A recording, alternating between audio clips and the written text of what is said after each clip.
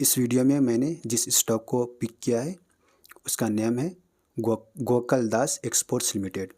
ये एक textile sector से बिलोंग करती है। मैंने टेक्सटाइल सेक्टर की ही कंपनी क्यों मैंने पिक किया है तो इसका रीज़न भी मैं बता देता हूँ। यहाँ पर टेक्सटाइल सेक्टर का अगर देखेंगे तो पिछले 1 डेढ़ 2 महीने से कंटिन्यूसली जो FPI है यानी कि फॉरेन पोर्टफोलियो इन्वेस्टमेंट, वो जो है लगातार इसमें जो है पिछले 1 डेढ़ 2 महीने से इसमें बाइंग कर रहे हैं। रिसेंटली 30 जो नवंबर है उसमें भी यहाँ पर 320 करोड़ के जो है इसमें बाइंग हुई है।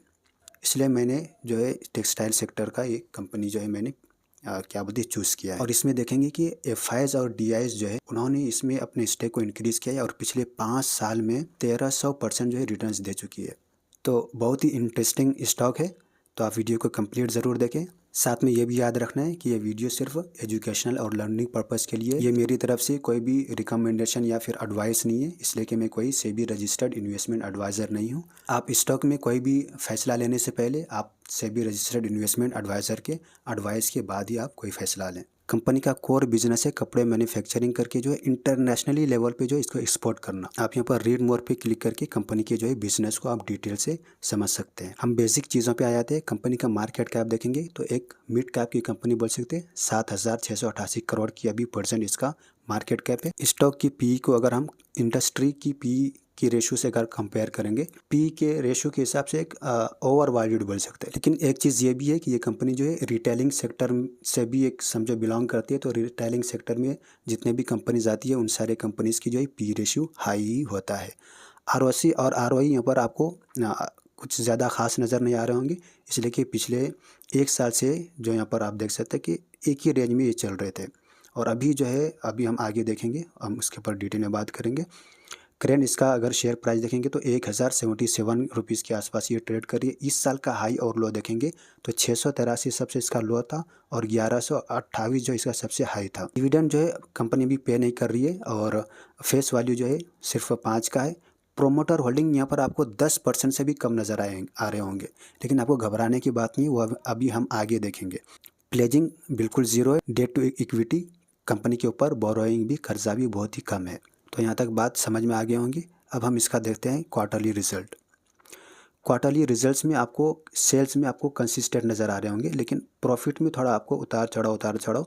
लेकिन एक ये है कि ज़्यादा आपको यहाँ पर वोलेटिलिटी नज़र नहीं आ रहे होंगे, इसलिए कि जैसे कि हमने वहाँ पर ग्राफ में देखा कि पिछले 1 साल से एक ही रेंज में चल रही है, तो इसलिए हम इसको ज़्यादा न देख के हम ईयर ऑन ईयर के बेस पे देखेंगे। तो इससे पहले यहाँ पर देखें कि 2018 से पहले कंपनी जो है ज़्यादातर लॉस में ही थी।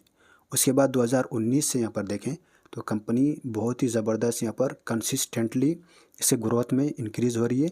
और साथ में यहाँ पर देखेंगे 2019 से यानी कि 4-5 गुना जो है यहाँ पर मल्टीप्लाई इसका जो है ऑपरेटिंग प्रॉफिट हुआ है। और बाकी सारे प्रॉफिट्स में भी आप देख सकते हैं ईयर ऑन ईयर बेसिस पे ये जो है अच्छा कंसिस्टेंट है। बैलेंस शीट में कंपनी के पास रिजर्व्स भी अच्छी खासी है और कंपनी के ऊपर कर्जा है, लेकिन उसको यहाँ पर थोड़ा सा डिक्रीज़ किया है, ये भी एक अच्छी बात है। अब सबसे इंटरेस्टिंग चीज़ है वो है शेयर होल्डिंग पैटर्न। और शेयर होल्डिंग पैटर्न में प्रोमोटर्स के पास जो है 10% से भी कम यहाँ पर कम है प्रोमोटर्स के पास। लेकिन यहाँ पर जस्ट आप यहाँ पर इसका देखेंगे जो इंस्टीट्यूशनल इन्वेस्टर्स है उनका यहाँ पर जो है पूरा भर के यहाँ पर इन्होंने इन्वेस्टमेंट कर रखा है। अगर किसी कंपनी के प्रोमोटर्स के होल्डिंग अगर कम है, लेकिन वहाँ पर अगर जो इंस्टीट्यूशनल इन्वेस्टर है, चाहे वो फॉरेन इंस्टीट्यूशनल इन्वेस्टर हो या फिर डोमेस्टिक इंस्टीट्यूशनल इन्वेस्टर्स, उनकी अगर स्टेक ज़्यादा है तो फिर समझो कोई मसला नहीं है। और यहाँ पर इसका पिछले इससे अगर कंपेयर करेंगे तो 26.55 से यहाँ पर FIs ने इंक्रीज़ किया है, 27.2% कर लिया है। और साथ में DIs ने भी ऑलमोस्ट 2% यहाँ पर इंक्रीज़ किया है। तो ये किसी भी कंपनी के किसी भी स्टॉक का के लिए ये बहुत ही पॉजिटिव साइन होता है आने वाले कुछ वक्तों के लिए कि आगे जो है अब कंपनी जो है कुछ अच्छा बेटर परफॉर्मेंस करने जा रही है। इसलिए कि जो इंस्टीट्यूशनल इन्वेस्टर्स होते हैं वो लोग बहुत ही डीप में जाके कंपनी के ऊपर जो है एनालिसिस करते हैं, उसके बाद ही ऐसे स्टॉक में जो है पैसे लगाते हैं। तो उम्मीद करता हूँ कि आप लोगों को यहाँ तक सारी बातें समझ में आ गई होंगी। कोई भी डाउट कोई भी क्वेश्चन है आप नीचे कमेंट में ज़रूर पूछ सकते हैं। सबसे इम्पॉर्टेंट चीज़ वो ये है कि कंप्लेंट, शरिया कंप्लेंट। तो यहाँ पर देखेंगे कि ये कंपनी सारी चीज़ों में पास है। Interest bearing debt less than 33% है और इम्परमिसिबल इनकम भी बहुत कम रिमूव करने होंगे तो ये भी एक पॉजिटिव साइन है। अब इसका हम देखते हैं टेक्निकल देखने के लिए मैं यहाँ पर अपस्टॉक को यूज़ करता हूँ नॉर्मली, और मैंने यहाँ पर ट्रेडिंग व्यू को यहाँ पर मैंने सिलेक्ट कर रखा है।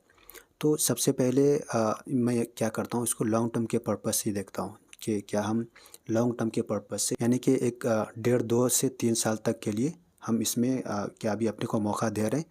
तो हम यहाँ पर सबसे पहले क्या करेंगे, इसका टाइम फ्रेम चेंज करके यहाँ पे मंथ के इसमें टाइम फ्रेम में हम इसको सिलेक्ट कर लेंगे। तो सबसे पहले ये देखते हैं कि कंपनी जो है, स्टॉक पिछले कई महीनों से ये एक ही रेंज में जो है ये फिर रही थी, और रिसेंटली ये लेवल को ये ब्रेक की है। तो सबसे पहला पॉजिटिव सिग्नल तो ये है। अब दूसरी बात देखते हैं कि ये जो EMA 9 है, मैंने यहाँ पर सिलेक्ट किया हुआ है EMA 9, और इसके ऊपर कैंडल बन रहे, ठीक है। और थर्ड जो सिग्नल दे रहे वो है ये MACD। तो यहाँ पर देखें कि MACD का जो है फर्स्ट बार यहाँ पर पॉजिटिव क्रिएट हो चुका है, और यहाँ पर देखेंगे कि सिग्नल लाइन को यहाँ पर क्रॉस कर दिया है। अब चौथे नंबर पे देखते हैं RSI को। तो यहाँ पर देखें कि RSI अभी 70 के और 80 के रेंज से बहुत ही नीचे और अप में है, ठीक है। ये भी बहुत ही एक पॉजिटिव साइन होता है। आखिर में हम CCI को देखते हैं। CCI का आप यहाँ पर सेटिंग दे सकते हैं 60 और क्या है SMA 9। तो यहाँ पर जस्ट इसको क्रॉस ओवर करने जा रही है। हम इसके ऊपर टैप करके देखें, क्रॉस ओवर नहीं किया है, बट ये क्रॉस ओवर करने पे है। और ये 3-4 चीज़ें जो है अपने को ये सिग्नल दे रही है कि ये जो है क्रॉस ओवर हो जाएगा। तो लॉन्ग टर्म के पर्पज़ से यहाँ पर अपने को एक बेहतरीन मौका दे रहे हैं। आप अगर किसी और स्ट्रैटेजी को फॉलो करते हैं तो उस फ्रेमवर्क में भी आपको रख के इसको एक बार ज़रूर देख लेना है। इसका टाइम फ्रेम चेंज करके अपन कर देते हैं वीक में। तो वीक में मतलब एक मिड टर्म के पर्पज़ से, यानी कि एक 3 से 4 महीने 5 महीने के इस ड्यूरेशन इसका अपन ले सकते हैं। तो यहाँ पर वीक के टाइम फ्रेम में भी देखेंगे कि अपने को बहुत ही ज़बरदस्त यहाँ पर भी अपने को अपॉर्चुनिटी दे रही है। एक तो लॉन्ग टर्म के पर्पज़ से भी अपॉर्चुनिटी दे रही है, और दूसरा मिड टर्म के पर्पज़ से भी। यहाँ पर देखें कि अभी रिसेंटली इसका फर्स्ट बार पॉजिटिव क्रिएट हुआ है, और यहाँ पर RSI भी देखेंगे अप में है, और यहाँ पर क्रॉस ओवर दे के CCI भी जो अप में है। तो एक तो ये हो गया। अब हम देखते हैं डे के टाइम फ्रेम में, यानी कि स्विंग ट्रेडिंग के पर्पज़ से। तो स्विंग ट्रेडिंग के पर्पज़ से यहाँ पर थोड़ी सी, यानी कि बहुत ही पहले क्रॉस ओवर हो गया था और अच्छा रिटर्न्स यहाँ पर दे चुकी है। हम इसको अगर स्केल में अगर इस तरह से देखते हैं, हाँ, तो यहाँ पर देखेंगे ऑलमोस्ट 31% जो यहाँ पर रिटर्न्स दे चुकी है। तो यहाँ पर थोड़ा सा करेक्शन हो सकता है। तो स्विंग ट्रेडिंग के पर्पज़ से अभी फ़िलहाल इसमें चांस नहीं है, लेकिन लॉन्ग टर्म और मिड टर्म में अपने को बहुत ही एक गोल्डन अपॉर्चुनिटी बोल सकते हैं। अब फॉर एग्जांपल कोई इसको जो है लॉन्ग टर्म के पर्पज़ से या फिर मिड टर्म के पर्पज़ से इसमें एंट्री करना चाह रहे हैं, तो अब सिर्फ अपन ये देख लेना है कि यहाँ पर डे में पॉजिटिव हिस्टोग्राम रहना चाहिए। जिस तरह से डे में पॉजिटिव हिस्टोग्राम है, तो इसी तरह यहाँ पर 15 मिनट के टाइम फ्रेम में भी पॉजिटिव हिस्टोग्राम रहना चाहिए।